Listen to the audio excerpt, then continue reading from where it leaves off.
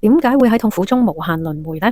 我就見到有啲身邊人嘅個案呢，就係當一件唔開心嘅事發生咗，佢會隔一輪又諗起，跟住又痛苦，然後呢就嘗試忘記，跟住過咗一輪呢又諗起，又痛苦。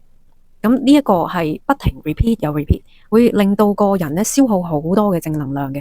咁但係你又會問咁我係唔開心啊，咁我點可以放得下啫？我而家就係放唔低啊嘛。咁冇錯係好難嘅事嚟嘅，因為我係見到有朋友甚至乎係講緊20幾年前嘅事，都仲係會攞翻出嚟講嘅時候，好激動，飆晒眼淚。咁我就同佢講啦，我話你諗下呢一個人傷害咗你，20幾年前傷害咗你，你已經開始好痛苦，但係每當你諗起嘅時候，你講出嚟嘅時候，你又再痛苦多次。傷害你嗰個人完全係賺晒，因為佢嘅對你嘅傷害，佢以為只係嗰一次，其實唔係，佢係傷害咗你20幾年。你係容許佢去傷害你20幾年，幾唔值呢？幾無謂呢？係咪？嗰一次已經好夠啦。其實你唔應該俾佢去容許佢傷害你咁耐咯。你咁樣樣係蝕底嘅係邊個呢？一定係自己，對方賺晒，你嘅痛對方唔會感受到，你嘅怨恨。對方仍然活得好好地，可能佢嗰陣時傷害你嘅事或者傷害你嘅說話，佢完全遺忘咗咯。佢繼續開心快活地喺度繼續生活，但係你就因為佢嘅一句說話或者一個行為，而令到你陷入去一個好痛苦之中，痛苦咗20幾年，每一次諗起都要喊嘅。咁你話其實值唔值啊？直頭唔值啦。咁你一定要學識轉念，轉下你自己嗰個諗法。嗰個人對我咁樣做咗，發生咗。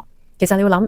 喺我哋佛教嚟講啦，當然好多其他嘅宗教信仰咧，就未必去認同我呢個講法嘅。咁但係因為我本身係佛教徒啦，咁我會用翻我嘅認知去講。大家唔認同唔緊要嘅，即係你當聽咗一個故仔就算啦。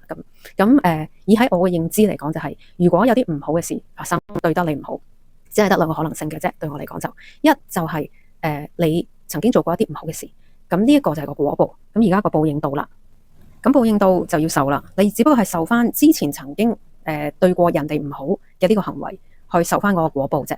咁你受咗啦，其實已經就無限完咗 finish。咁唔好再諗佢，唔好再去話翻轉頭，不停係咁喺度諗嗰種痛。